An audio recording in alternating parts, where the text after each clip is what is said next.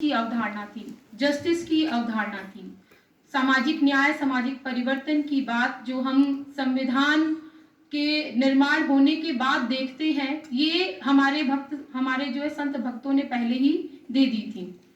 तो मैं यहाँ से जो संत रविदास का एक पद है, जात जात में जात है, ज्यो केलन में पात, रैदास न मानुष जुड़ सके, ज्यो लौ जात न जात।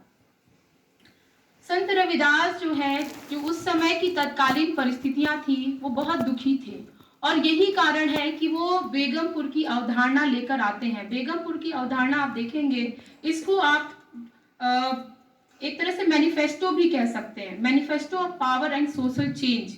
ये किस तरह से काम करती है, आप देखेंगे कि उस समय जो है, जो सत्ता पक्ष था और एक तरह से बर्बर सत्ता, सिकंदर लोदी का समय है, और जो उस समय के जितने भी उनके नियम कानून थे, वो कितने जो प्रजा थी उससे बहुत परेशान थी, दुखी थी, और जिसको जो जातियों में, धर्म में, सांप्रदायिकता में, तरह तरह के चीजों में जो है उससे मतलब भयभीत भी थी, परेशान भी थी। तो हम देखते हैं कि जो बेगमपुरा की परिकल्पना जब रैदास जी करते हैं, और इसके साथ ही वो कहते हैं कि बेगमपुरा शहर को नाव, दुख अंदोह नहीं तिही ठाओ, न तस्वीस फिराजू न मालू, खौफ न खता न तरसू जवालू।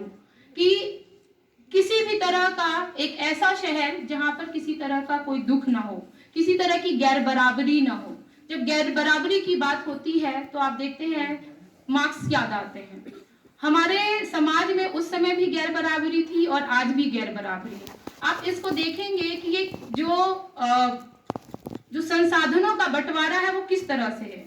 1% अगर संसाधन है तो वो 99% जनता के पास है, और 99% संसाधन है तो वो 1% जनता के पास है। जो गैर बराबरी है उसके खात्मे की बात ना उस समय रैदास कर रहे थे, जबकि आजकल के भी जितने आंदोलनकारी हैं जो पूरी इस व्यवस्था को चैलेंज कर रहे हैं कि समाज में एक सोशल चेंज आना चाहिए। जब तक ये गैर बराबरी खत्म नहीं होगी तब तक जो है सोशल चेंजेस नहीं आ सकते। तो 1% जो लोग हैं, जिसमें पूंजीवादी लोग हैं, सत्ताधारी लोग हैं, उनके पास जो 99% जो संसाधन है, रिसोर्सेज है, उसको क्या करना होगा, 99% जनता में हस्तांतरित करना होगा, बट बांटना होगा। नहीं तो फिर जो है, जो बेगमपुरा की जो परिकल्पना है, जो उस समय रैदास जी ने देखा था, उसको आज भी कमोवेश कुछ लोग तो सामाजिक परिवर्तन के लिए लड़ रहे हैं, और जब वो लड़ रहे हैं, उस न्याय के लिए लड़ रहे हैं, तो आप देख सकते हैं कि उनको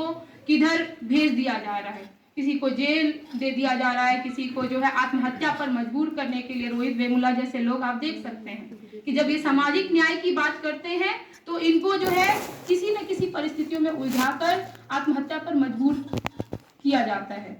तो और इसके अतिरिक्त हम देखें कि उस समय सिकंदर लोदी के समय में एक जजिया कर था। जजिया कर जो है उस समय जनता को ये देने के लिए बाध्य किया जाता था। FEK ने लिखा है कि जो गैर मुसलमान थे, इस्लामिक लोग थे, जो मुस्लिम लोग थे, वो तो उनको तो नहीं देना होता था, लेकिन जो गैर मुस्लिम थे जैसे कि हिंदू, उनको ये देने पर बाध्य किया जाता था। उन्होंने लिखा है कि खास तौर से गरीब और कम पढ़े लिखे हिंदुओं पर जजिया कर का खौफ इतना ज्यादा था कि वो इससे बचने के लिए मुसलमान बनने के लिए भी तैयार हो गए थे, और वो इस प्रलोभन से बच भी नहीं सकते थे। बहुत से गरीब हिंदू इससे बचने के लिए मुस्लिम बनकर अच्छी स्थिति में भी आ गए थे। FEK ने जो है कबीर एंड हिज फॉलोअर्स में ये बात लिखी है। तो हमें इस तथ्य को भी ध्यान देना होगा कि उस समय जो जजिया कर था, और आज आप देखेंगे बहुत सारी ऐसी परिस्थितियां हैं जिसको तरह तरह के प्रलोभन देकर आज भी जब कोई सोशल जो सामाजिक न्याय की अवधारणा है या उस जात को हटाने की बात करता है, अंतर जाति विवाह की बात आती है या अंतर धार्मिक विवाह की बात आती है, तो उसको जो है लव जिहाद का नाम दे दिया जाता है, या फिर जो है आप कहेंगे कि घर वापसी कराइए। तरह तरह की चीजों में जो यूथ है उनको जो है भरमा दिया जाता है।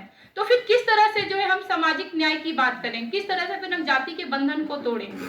तो इसको भी हमें समझने की जरूरत है कि उस समय जब रैदास जी कह रहे थे, बेगमपुरा की अवधारणा की जब बात कर रहे थे, तो उसको आज के समय में भी हमें जोड़कर देखना होगा।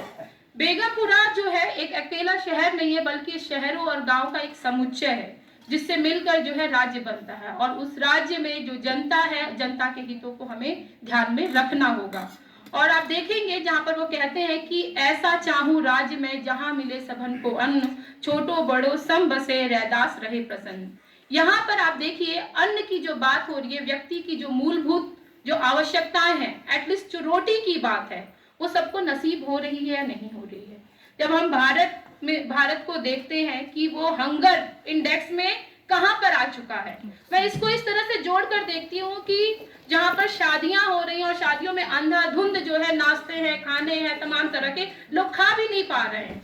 वो सोचते हैं कि अरे नाश्ते से इतना पेट भर गया, खाना कौन खाना जाए। और लोग जो सिर्फ दिखावे के लिए, अपने स्टेटस के लिए जो है खूब सारे पकवान रखते जा रहे हैं। और एक तरफ भारत जो है हंगर इंडेक्स में कहां पे कहां आ गया है। तो हमको ये सब चीजों को भी देखना होगा। मुझे याद आ रहा है कि जब जम्मू कश्मीर में इस तरह की एक नियम लागू किया गया था कि वहां पर बहुत कम जो है, अगर शादी विवाह होगा, समारोह होगा, तो मतलब बहुत कम ही पकवान रखे जाएंगे। ऐसा नहीं कि हम जो है पूरी एक लिस्ट लगा दे रहे हैं सिर्फ स्टेटस के लिए, चाहे कितना भी करोड़पति बाप क्यों ना हो, उसके पास चाहे कितनी भी हैसियत क्यों ना हो, लेकिन वहां की सरकार ने ये नियम लाया था। लेकिन अभी मुझे नहीं पता कि वो अभी लागू है या कितना उसका इम्प्लीमेंटेशन हुआ है या नहीं हुआ है। हम देख रहे हैं कि हमारे यहाँ अगर कुपोषित बच्चे मर रहे हैं तो हमें इसको भी देखने की जरूरत है। अन्न जो है मिलना चाहिए, सबका हक है, रोटी जो मूलभूत आवश्यकता है वो सबको मिले। एक चीज और, चूंकि 10 मिनट का समय दिया गया है, तो मुझे लगता है कि जो महत्वपूर्ण चीजें हैं सिर्फ उस पर मैं बात करूंगी। रैदास श्रम करी खाइए, जौलो पार बसाए, नेक कमाई जो करहूं कबहू न निहपल जाए। श्रम की बात करते हैं। मैं इसको आज से जोड़कर देखती हूँ कि उस समय के संत रैदास जी और जो है कबीर, जो संत रैदास अपना जूता गांठने का काम कर रहे हैं और श्रम की महत्ता को जो है पर उसको जो है स्थापित करते हैं। और आज ये मैंने पिछली बार भी कहा था, लेकिन मैं उसको पूरी तरीके से व्याख्यायित नहीं कर पाई थी। आज मैं इसको बता रही हूँ कि जो श्रम है हमारे यहाँ भारत में जो है मेहनत कश आवाम बसती है, लेकिन आज के समय में ये जो फ्री राशन बांटा जा रहा है, फ्री राशन दे देकर जो है श्रम को क्या किया जा रहा है, खत्म किया जा रहा है कि आपको तो हम मुफ्त राशन बांट ही रहे हैं, आप श्रम छोड़ दीजिए। और जब फ्री का राशन का जो है एक तरह से लत लग जा रही है तो लोग श्रम कहां से करेंगे। श्रम की संस्कृति को खत्म किया जा रहा है, ये हमारे जो है युवाओं को सोचना होगा। और अगर श्रम खत्म हो गया तो आप सोच सकते हैं हम वहां पे रोजगार की बात नहीं करेंगे। हमारी जो क्या कहते हैं, जो मांगे हैं, जो मौलिक और जो नैतिक मांगे हैं, उसकी हम बात ही नहीं करते। हम सीधे कहेंगे नहीं ठीक है जी, हमें वो मिल रहा है तो सरकार क्या गलत कर रही है, मिलना ही चाहिए। लेकिन आपको ये भी देखने की जरूरत है कि वो सही मायने में किसी को मिल रहा है भी या नहीं। जब प्रधानमंत्री आवास योजना की बात होती है, राशन वितरण की बात होती है, तो वो सही लोगों तक पहुंच पा रहा है या नहीं पहुंच पा रहा है, ये भी एक बहुत बड़ा सवाल है। तो बहुत सारी ऐसी चीजें हैं। और आप देखेंगे कि जो बेगमपुरा की अवधारणा है, इसकी परिकल्पना जो है संत रैदास जी ने अवश्य की थी, लेकिन आज जब तक हर वर्ग का, हर जाति के, हर भाषा के, हर प्रांत के लोग मिलकर नहीं लाएंगे, तब तक जो ये परिकल्पना साकार नहीं हो सकती। और यही है कि हम लोगों को समूचे रूप में, चाहे वो किसी भी जाति, किसी भी वर्ग का हो, हम लोगों को मिलकर ये कदम उठाना होगा। बहुत बहुत धन्यवाद।